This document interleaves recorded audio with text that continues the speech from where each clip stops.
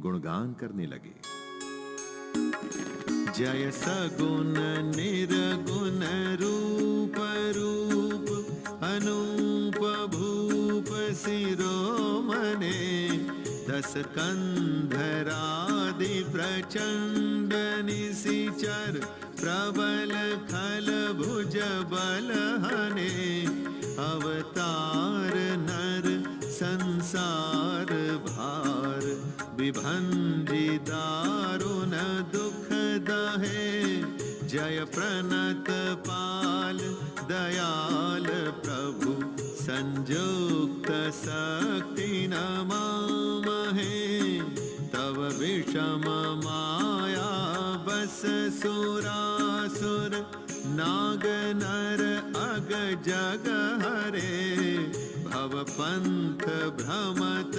अमित दिवस निशिकाल, कर्म गुण निभरे,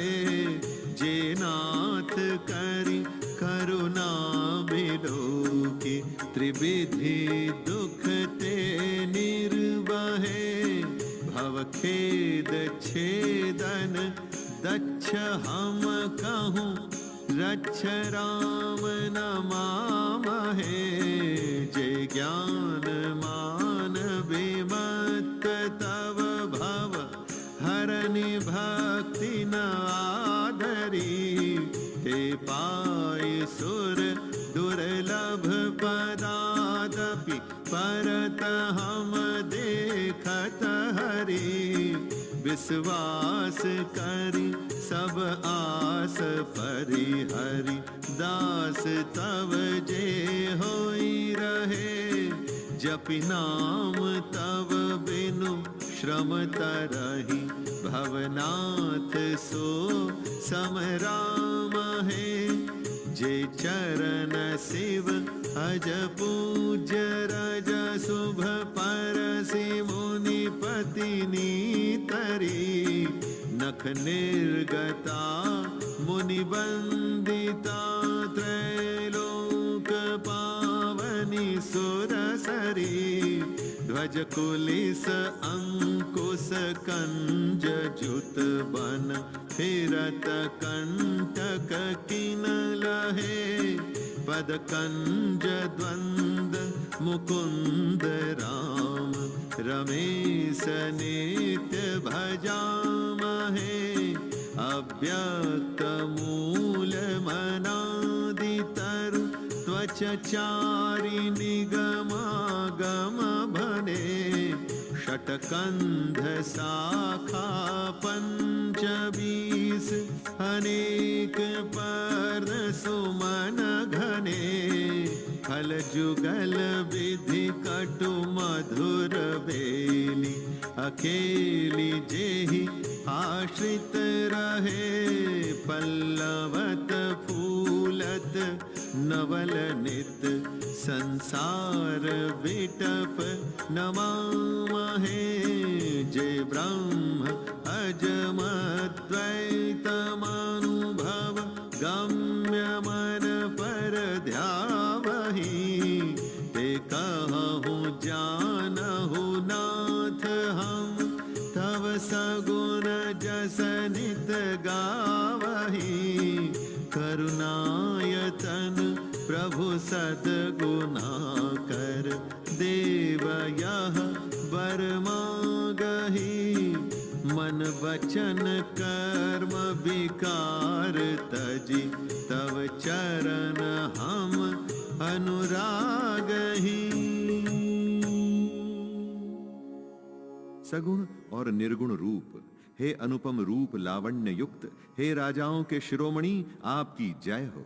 आपने रावण आदि प्रचंड प्रबल और दुष्ट निशाचरों को अपनी भुजाओं के बल से मार डाला। आपने मनुष्य अवतार लेकर संसार के भार को नष्ट करके अत्यंत कठोर दुखों को भस्म कर दिया। हे दयालु, हे शरणागत की रक्षा करने वाले प्रभो, आपकी जय हो। मैं शक्ति अर्थात सीता जी सहित शक्तिमान आपको नमस्कार करता हूं।